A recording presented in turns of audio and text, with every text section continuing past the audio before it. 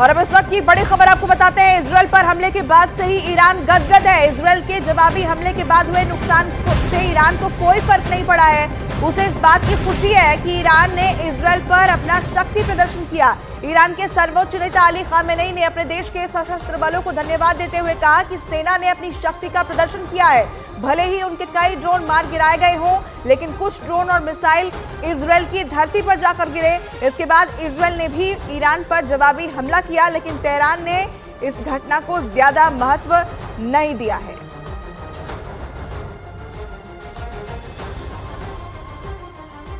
اراده ملت ایران و نیروهای نظامی ایران در یه عرصه مهم بین‌المللی است. این مهم، این اتفاق افتاده و اونایی که تو قضیه ضربه خوردن، اونایی که خیلی از این وضع جهانی فوکن ناراحتن، اونا از این جنبه ناراحتن. Iran से आ रही खबरें दुनिया के लिए चिंता बढ़ाने वाली हैं। दरअसल कई इंटरनेशनल रिपोर्ट्स में यह दावा किया जा रहा है कि ईरान को इजरायल के हमले में काफी नुकसान हुआ है, लेकिन ईरान ने अपने इस नुकसान को छिपा लिया और दुनिया को नहीं बताया। दूसरी तरफ ईरान के सर्वोच्च नेता अयातोल्ला खामेनेई ने ईरान की सेना का मनोबल बढ़ाते हुए इजरायल पर किए गए हमले की तारीफ की है, लेकिन खामेनेई का यह बयान युद्ध की आग को और ज्यादा भड़का सकता है।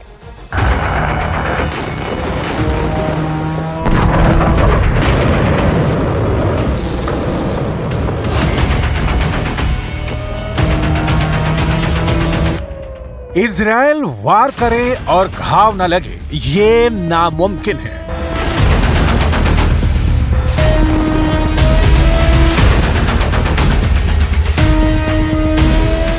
इजरायल हमला करे और नुकसान ना हो, ये अब तक देखा नहीं गया।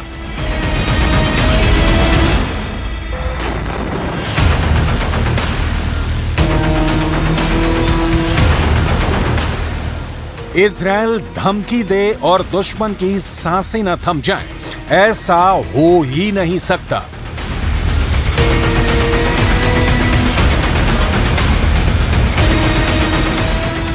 इजरायल ने एक बार फिर यह साबित कर दिया है कि वो जो कहता है करके दिखाता है।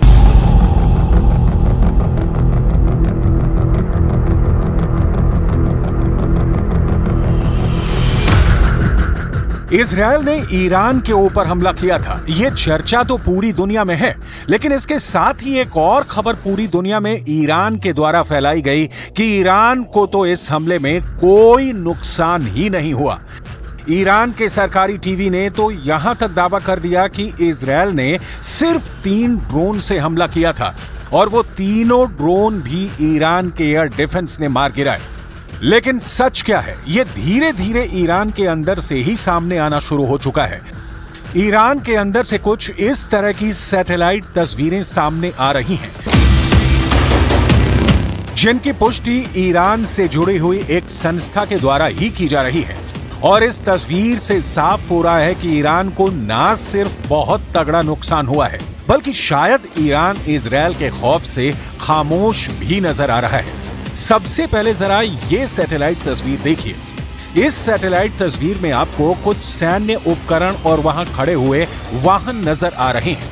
अगर बाईं तरफ से गिने तो 1, 2, 3, 4, 5, 6, 7, 8, 9, 10, ये 10 पॉइंट नजर आ रहे हैं। अब जरा इसी जगह के 9वें पॉइंट को देखिए। यह साफ नजर आ रहा है कि 9वें पॉइंट पर यानी कि बीच वाले वाहन को पूरी तरह से क्षतिग्रस्त और नेस्तो नाबूद कर दिया गया है।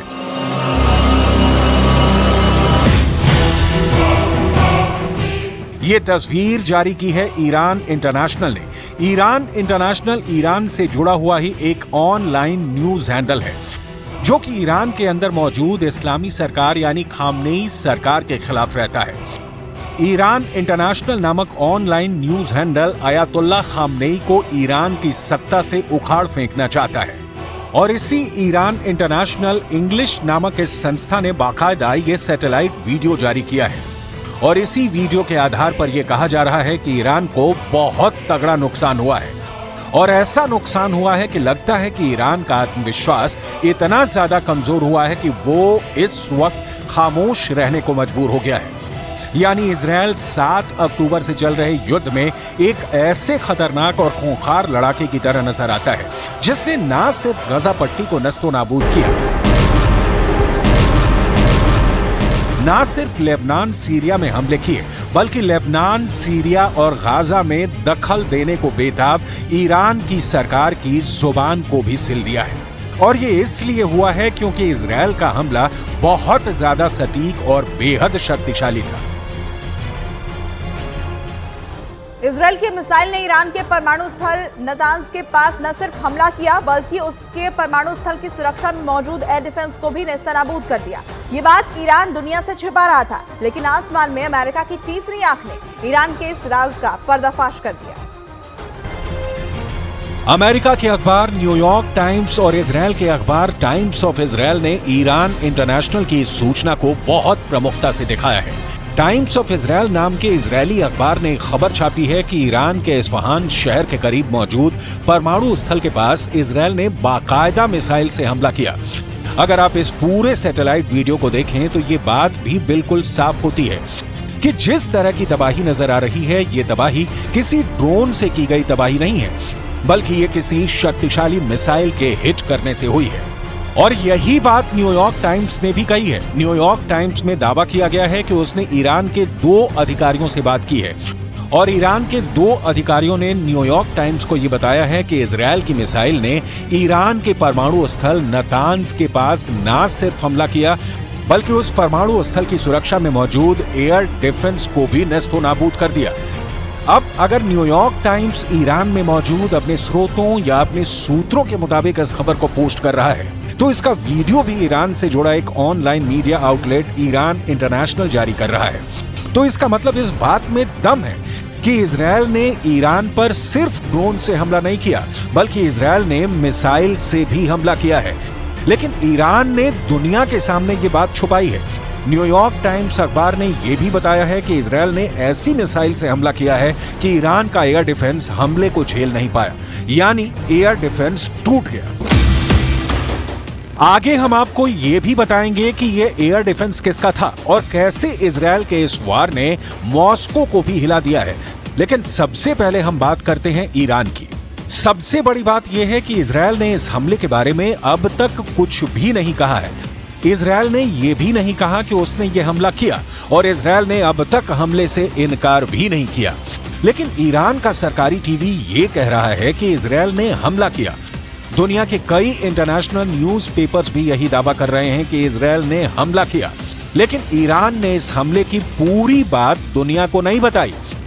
ईरान ने ये नहीं बताया कि किस तरह से एक मिसाइल ने बाकायदा उसके परमाणु स्थल के पास मौजूद एयर डिफेंस को नेस्तो नाबूद कर दिया। जाहिर सी बात है, कोई भी देश कभी भी अपनी नाकामी दुनिया में ढुंढोरा पीट कर नहीं बताता है और ईरान ने भी ये बताना उचित नहीं समझा कि इजराइल की मिसाइल ने उसको गहरा घाव दिया है। लेकिन सच बहुत दिन तक कोई छुपा नहीं सकता और ईरान के घावों का सच धीरे धीरे दुनिया के सामने आना शुरू हो चुका है।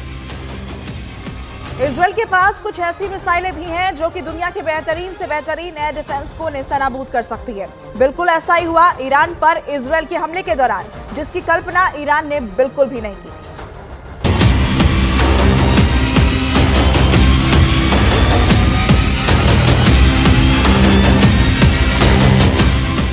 इजराइल के पास इस तरह की तकनीक है, ऐसा एयर डिफेंस है कि दुनिया की कोई भी मिसाइल इजराइल की जमीन को छू नहीं सकती है। दुश्मन की 90% से ज्यादा मिसाइल इजराइल का ये डिफेंस आसमान में ही तबाह कर देता है। लेकिन इजराइल के पास कुछ ऐसी मिसाइलें भी हैं जो कि दुनिया के बेहतरीन से बेहतरीन एयर डिफेंस को नेस्तो नाबूद कर सकती हैं। बिल्कुल ऐसा ही हुआ ईरान पर इजराइल के हमले के दौरान। अब जरा दोबारा इसी सैटेलाइट तस्वीर को देखिए। न्यूयॉर्क टाइम्स अखबार का दावा है कि दरअसल इस वीडियो में जिस उपकरण को इजराइल की मिसाइल तबाह कर रही है वो रूस का एयर डिफेंस S-300 है। S-300 रूसी एयर डिफेंस की श्रृंखला का एक हिस्सा है और रूस अपने एयर डिफेंस पर गर्व करता है। रूस को लगता है कि उसके इस एयर डिफेंस को भेद पाना नामुमकिन है। हालांकि अब रूस ने एडवांस S-400 बना लिया है और वो S-400 को भी निर्यात करता है। लेकिन यहां पर सबसे बड़ी बात यह है कि ईरान को रूस ने S-300 एयर डिफेंस दिया था और यही एयर डिफेंस ईरान ने अपने परमाणु स्थल के पास परमाणु स्थल की सुरक्षा के लिए लगाया भी था। लेकिन इजरायल ने अपनी एक मिसाइल से रूस के ईरान में लगे हुए रूस के एयर डिफेंस S-300 को भी तबाह कर दिया।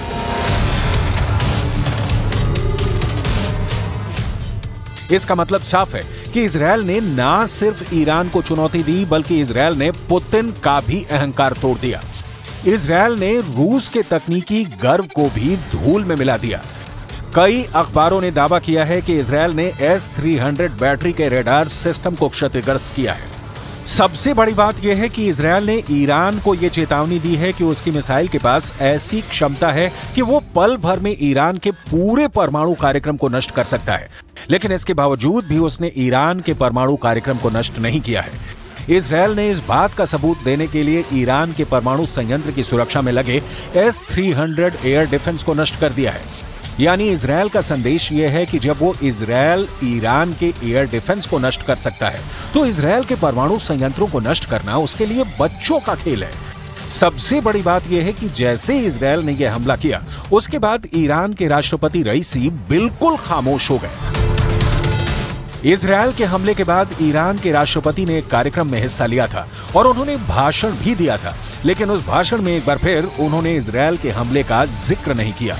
मतलब बिल्कुल साफ है कि ईरान भी नहीं चाहता है कि अब इस मामले को टूल दिया जाए।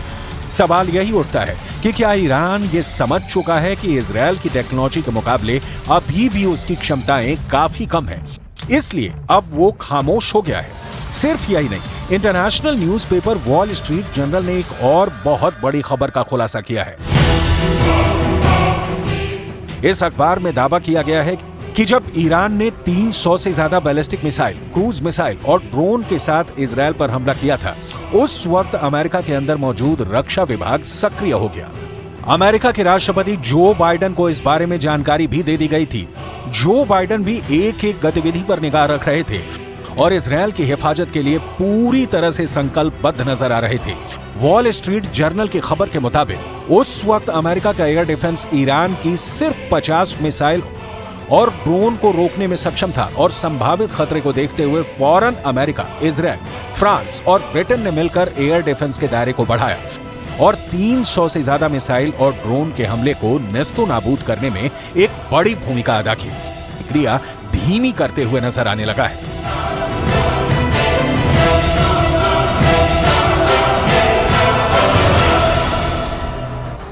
अमेरिका ने इजरायल को हजारों की तादाद में गोला बारूद और मिसाइल देने की तैयारी कर ली है। इजरायल इससे खुश है, लेकिन बेंजामिन नेतन्याहू के लिए यह बहुत बड़ी बैड न्यूज भी है, क्योंकि अमेरिका ने इजरायल को साथ ही एक ऐसी सलाह दे दी है जिससे इजरायल ये युद्ध हार भी सकता है।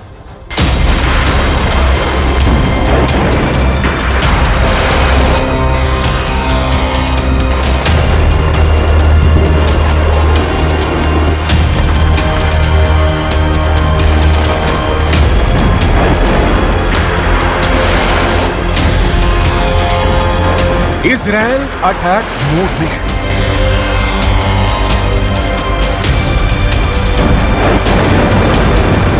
ईरान पलटवार की तैयारी में है।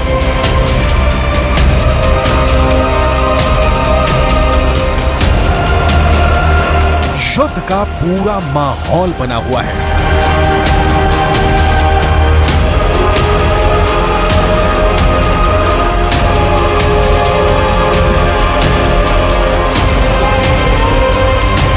मिसाइलें तनी हुई हैं।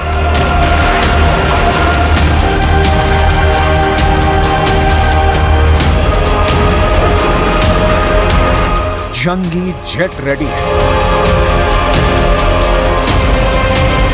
फाइटर ड्रोन अटैक मोड में है।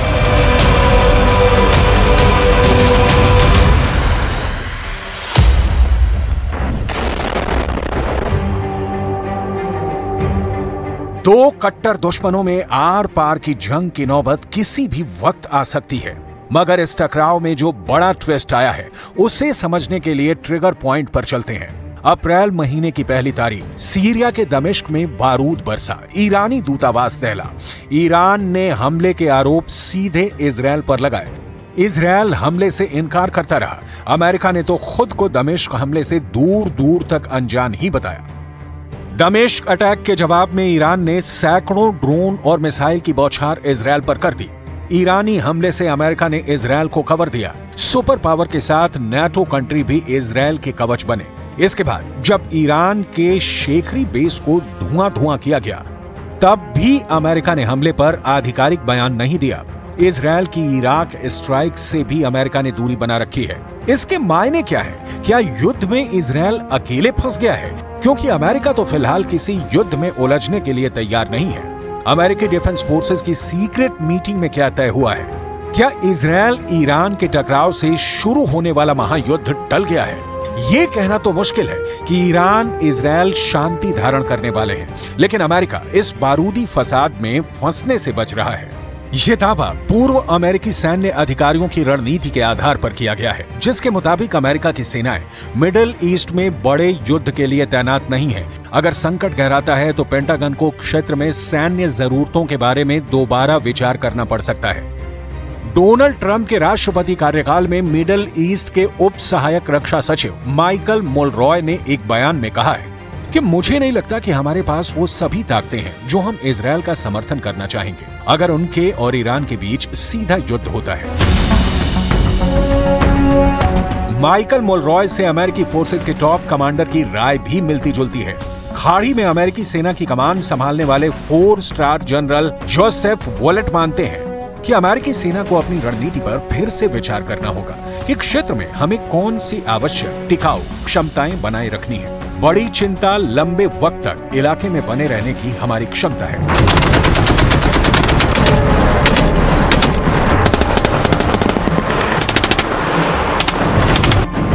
सुपर पावर अमेरिका की मुश्किलें इतनी भर नहीं। इजरायल के साथ युद्ध में कूदने की बजाय अमेरिका का फोकस किसी और फ्रंट पर है। खाड़ी मुल्कों में तैनात अमेरिका के मौजूदा जनरल माइकल एरिक हाल में ही एक मैसेज के जरिए अमेरिकी सांसदों को यह जानकारी दी कि उन्होंने अपनी सैन्य क्षमता बढ़ाने की गुजारिश प्रेसिडेंट बाइडेन से की थी, जिसका जवाब देते हुए पेंटागन ने खाड़ी से ज्यादा चिंता चीन से मिल रही चुनौती को बताया था।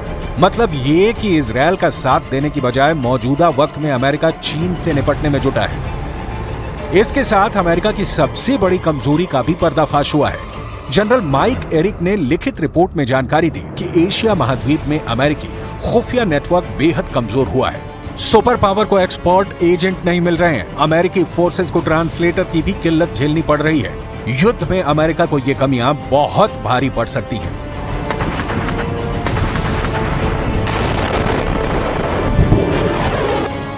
साफ है कि अमेरिका अपनी कमजोरियों को दुरुस्त किए बिना तो युद्ध में उतरने नहीं जा रहा। ऐसे में इजरायल का हाल यूक्रेन जैसा न हो जाए, जिसने अमेरिका की शय पर रूस से अदावत मोल ली और अंतहीन युद्ध में उलझ गया।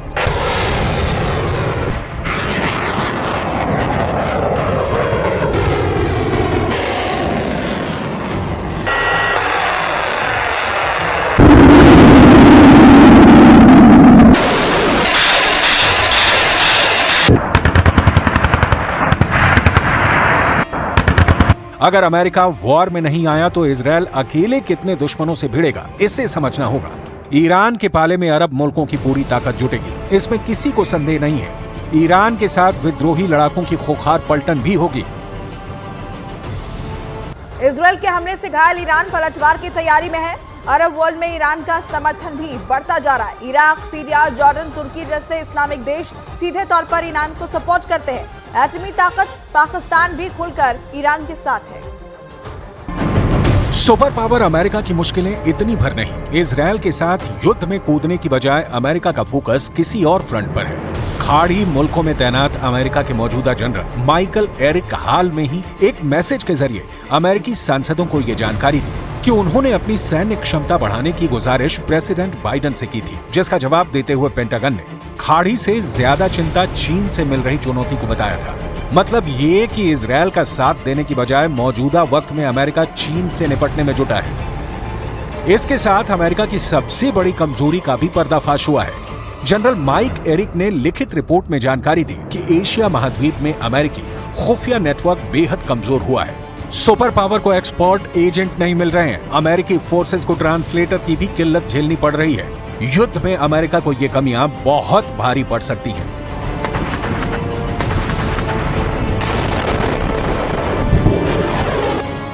साफ है कि अमेरिका अपनी कमजोरियों को दुरुस्त किए बिना तो युद्ध में उतरने नहीं जा रहा। ऐसे में इजरायल का हाल यूक्रेन जैसा न हो जाए, जिसने अमेरिका की शय पर रूस से अदावत मोल ली और अंतहीन युद्ध में उलझ गया।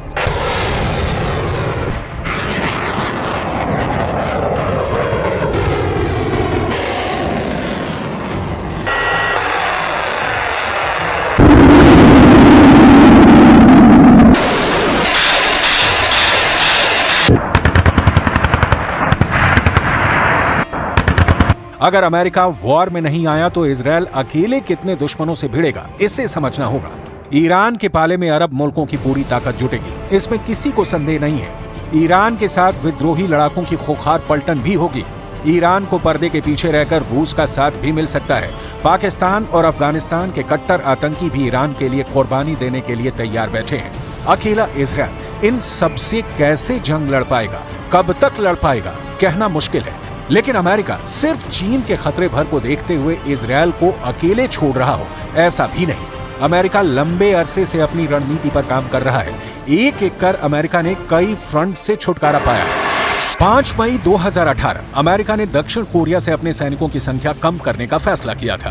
तब दक्षिण कोरिया में 28,500 अमेरिकी सैनिकों की तैनाती थी। डोनाल्ड ट्रंप के कार्यकाल में अमेरिका ने सोमालिया से अपनी फौज हटा ली थी। ISI के खिलाफ ऑपरेशन में लगे सुपर पावर के 700 सोल्जर वापस बुलाए गए थे। 2020 में इराक में मौजूद 5,000 जवानों में भी अमेरिका ने कमी की थी। अमेरिका ने 2021 में अफगानिस्तान से 3,000 सैनिकों की वतन वापसी करवाई। हाल ही में अमेरिका ने ऐलान किया कि वो नाइजर से अपने 1,000 सैनिक हटाएगा।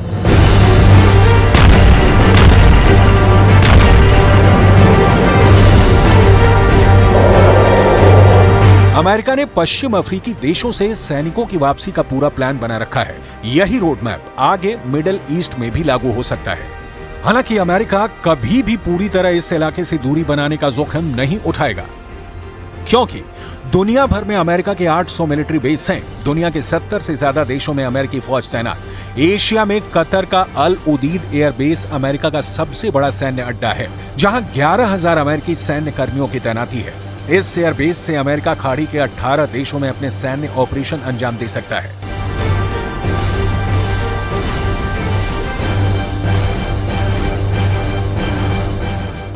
मगर अमेरिका के लिए यही सैन्य तैनाती मुश्किल की भी वजह बनती है।